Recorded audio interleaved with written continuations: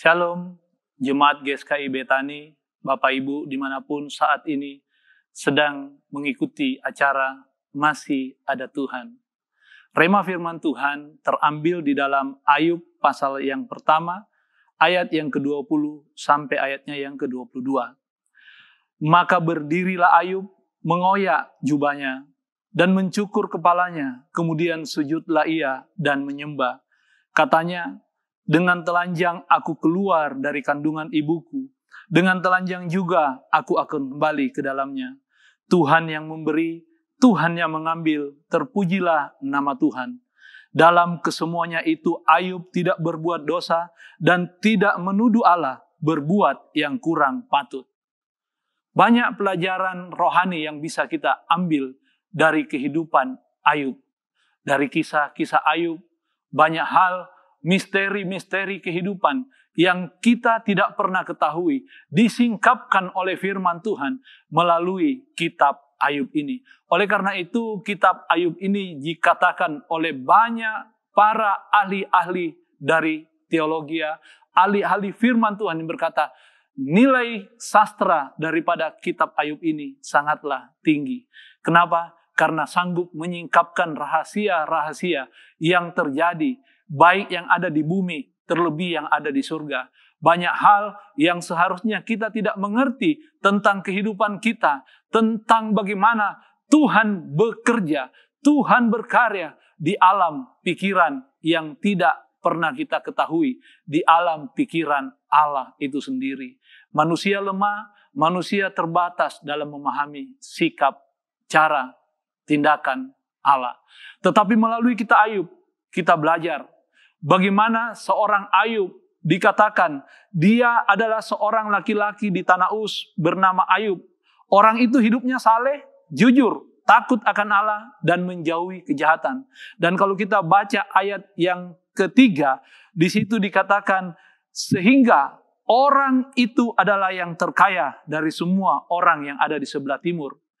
Ayub walaupun disebut orang yang terkaya, tetapi dalam kehidupannya tetap hidup saleh, jujur, takut akan Tuhan, dan menjauhi kejahatan. Sangat-sangat jarang kita dapati. Karena seringkali berkat membuat orang hidupnya jauh dari Tuhan. Tetapi Ayub, walaupun diberkati, tetap menyembah Tuhan, tetap hidup takut akan Tuhan. Tetapi kita juga bisa belajar seperti yang terjadi dalam kehidupan Ayub. Dia kehilangan semua yang dimilikinya. Dalam waktu yang begitu singkat, semua yang ada dalam hidupnya, baik itu anaknya, baik itu harta kekayaannya, bahkan kalau kita baca di ayat-ayat selanjutnya, kesehatannya pun diambil. Tetapi firman Tuhan yang kita sudah baca, jelas berkata, lalu sujudlah Ayub, dan berkata, dengan telanjang aku lahir. Dengan telanjang juga aku akan kembali ke dalam kandungan ibu. Segala sesuatu berasal dari Tuhan. Tuhan yang memberi, Tuhan yang mengambil. Dengan sikap menyembah dan memuji Tuhan, Ayub menunjukkan sikap pribadi orang yang beriman.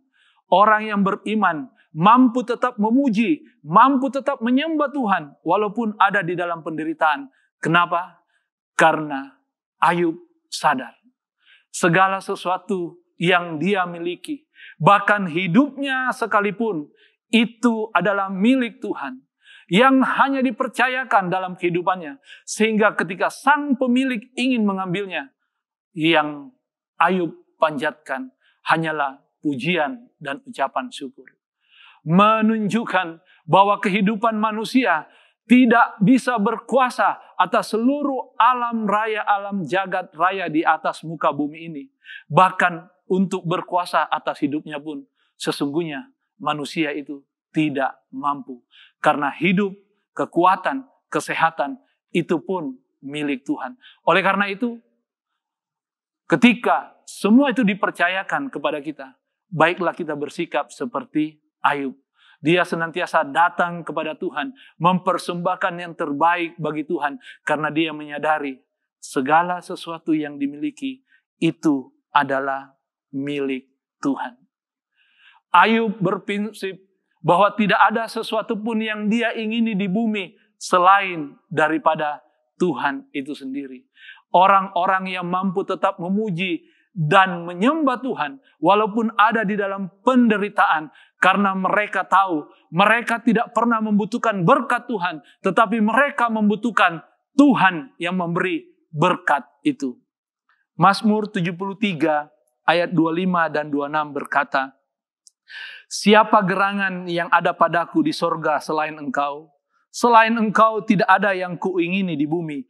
Sekalipun dagingku dan hatiku habis lenyap, gunung batuku dan bagianku tetaplah Allah selama-lamanya. Bapak Ibu yang dikasihi Tuhan, kita mampu tetap memuji, menyembah, bahkan terus percaya, taat setia kepada Tuhan. Kalau kita yakin bahwa hidup kita, bahkan seluruh yang ada di dalam hidup kita, itu adalah milik Allah yang Tuhan percayakan. Oleh karena itu, pergunakan itu, jadikan itu berkat bagi kemuliaan nama Tuhan. Tuhan Yesus memberkati kita semua. Haleluya. Amin.